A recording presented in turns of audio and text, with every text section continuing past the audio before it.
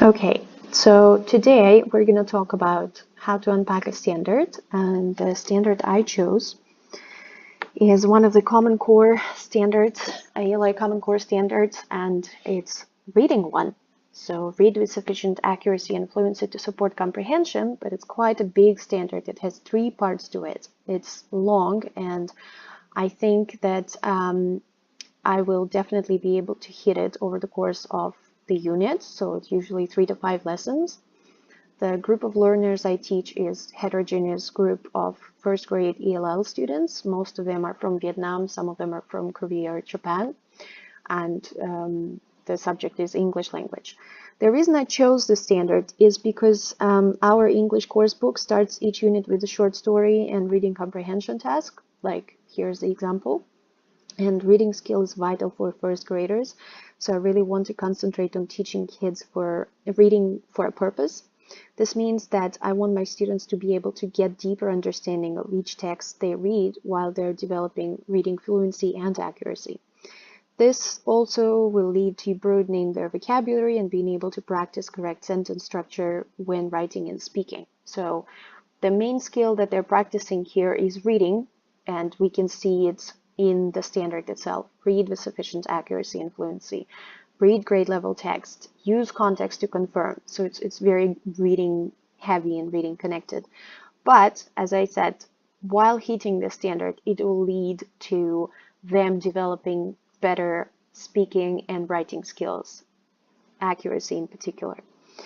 Also, if I can teach my kids to self-correct, it'll help me to change their mindset to growth, because in Asia, we also get to work with kids who they have this idea of if they make a mistake, then they're bad, they are losing their face, it's shameful to make mistakes. So it's really, really hard to kind of teach them to make mistakes. So me working with first graders, I have this unique opportunity to actually start teaching them while they're innocent and naive. They don't know anything about how to learn or anything. They haven't been poisoned with these ideas of making mistakes is bad. So I can really teach them how to think in a growth mindset, and they will be reading more accurately. They will understand that it's okay to make mistakes, and will realize that making mistakes is a way of learning. So making sure that my students master the skills covered by the chosen standard will also show me that my students can read and understand not just any text, but the text that includes target vocabulary that we would be working on.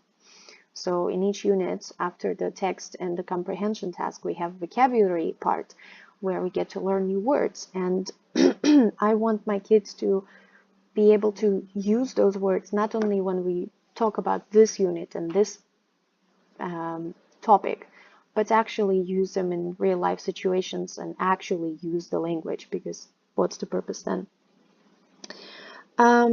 Also, it'll promote writing skills in the future and will help my students to develop speaking fluency as well, as I mentioned before.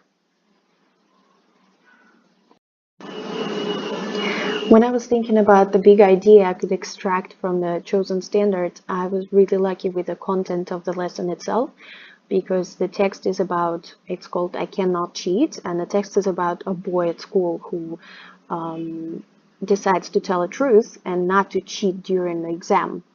And I think it's important to implement some normal everyday ideas of how to be good people, especially for this group of learners, they're so small, into their heads while actually teaching the right curriculum.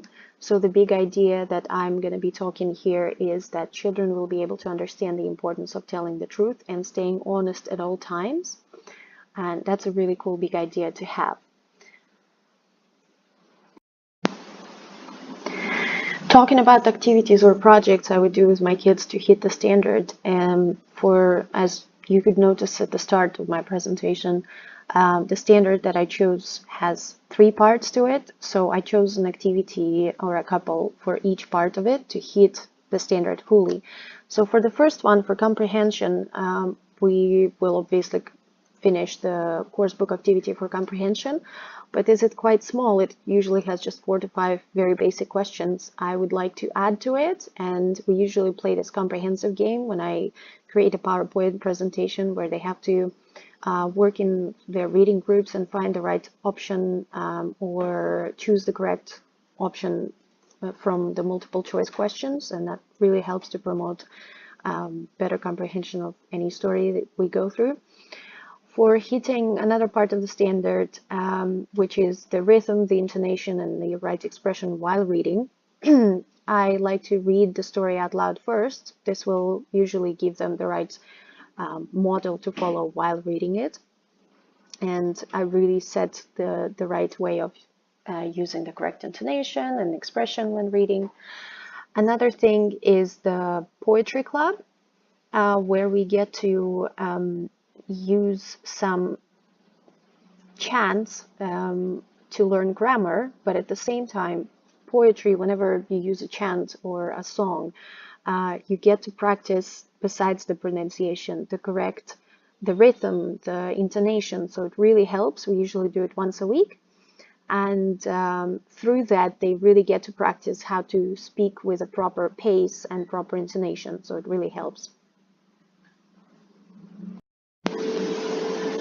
So this is what I mentioned before. It's a University of Iowa Sound of Speech program where anybody can use it. It's free. You can just create an account. But I use it a lot in my classroom because it really helps me to truly show kids where your tongue goes during some specific sounds or anything. So basically what you're doing here is you can find any sound, and there's this option, animation with sound, and if you play it, it can actually show the students where your tongue goes and how it moves during different sounds.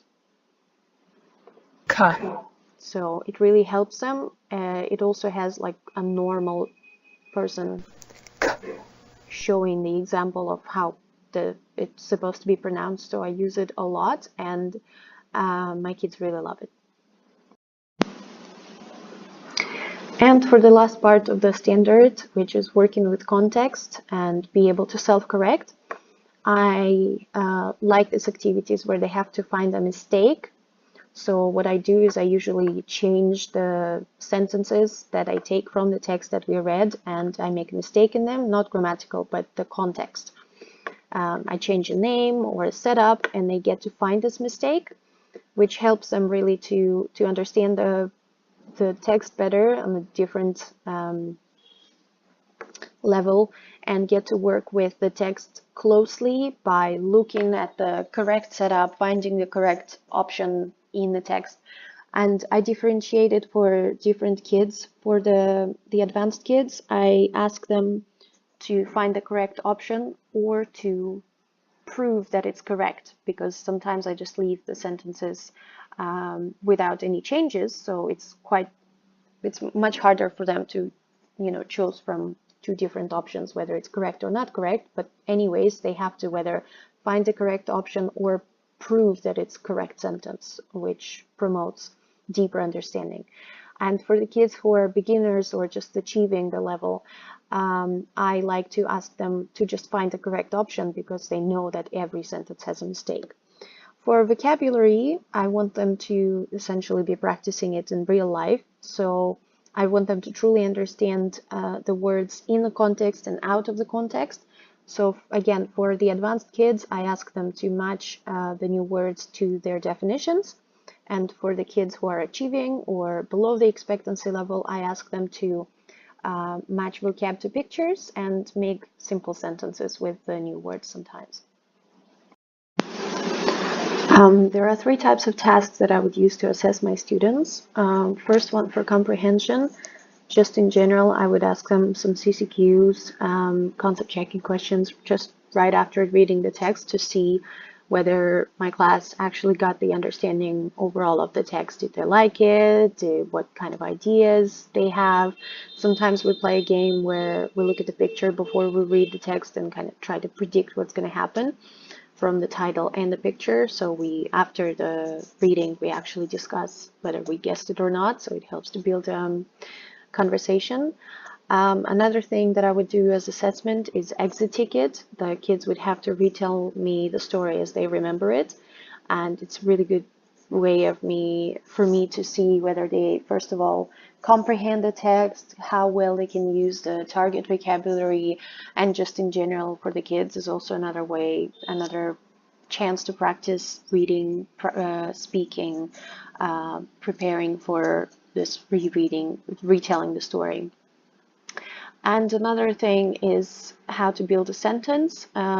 Again, those secondary skills that I was talking about at the start of the video, they get to, advanced kids get to see a picture and build a sentence. And for children who are a little bit below expectancy level, they can look at the scrambled sentences and make a correct sentence out of the words that they see. So that helps me to help them to build correct sentences, to improve their sentence structure when writing and speaking as well. That's it for me. Thank you very much for watching, and I'm looking forward to your comments.